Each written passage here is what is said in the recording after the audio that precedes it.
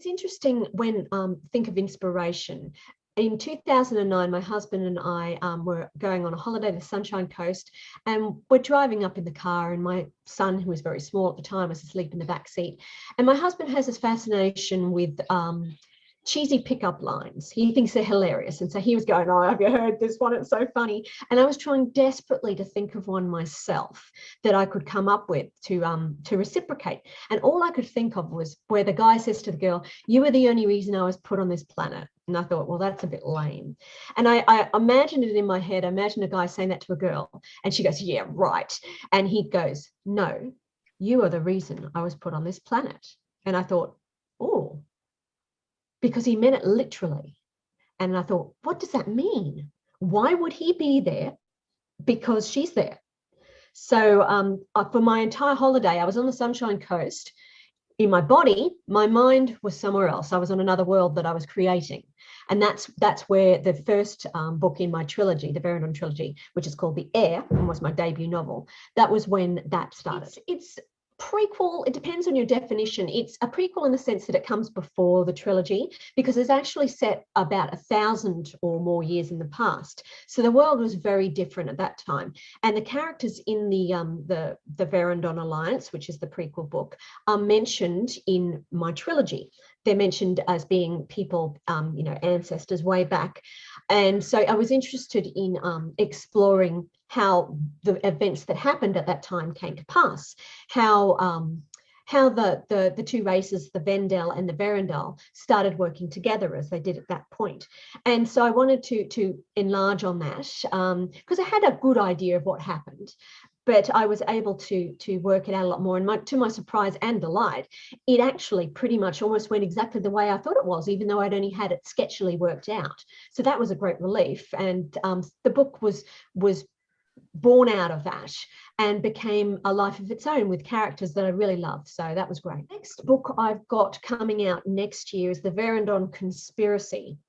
That's set there's an epilogue at the end of The Reign, the last book in my trilogy, an epilogue that takes place 10 years after the events of the book. This book, The Verindon Conspiracy, takes place 10 years after the epilogue. So about 20 years after the events of The Reign.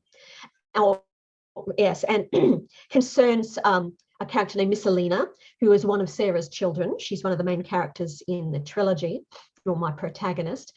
And so it's all to do with her and her development as a character, her life and what she does. And she's an interesting character because she does things by the book. You know, she's very much a book person. She knows the rules and she follows the rules. And of course, she gets put in a situation where she can't necessarily follow the rules. So she has to make it up as she goes along, and she's not really comfortable with that. And so that is difficult for her. But yeah, you have to read it to see how she does. I love characters. They're sort of like meeting new people, and they can be very intense. There's a character in my trilogy called Mr. Hatchet. And the moment I started writing him, he took on a life of his own and really took over. He's actually can be quite a dangerous man. So at the minute I started writing him, it was like I felt him saying, you made me, now you can deal with me. And I just went, yes, sir, please don't hurt me. And he actually insisted on becoming more involved than I thought he was going to be. And I didn't dare say no. So he went in quite a bit more than I had originally anticipated. But he is a good example of how characters, when you're a character-driven author like I am, they can take over. They can do what they want, and you just have to write down. Sometimes I say, when I'm writing, my characters are just telling me about their day, and that's all really. There's not much else to it than that.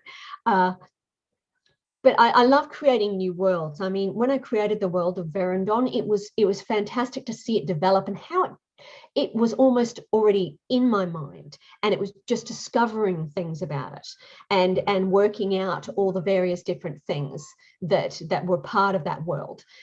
So it was wonderful to see it take shape or just appear really and be something that I was able to translate onto a page.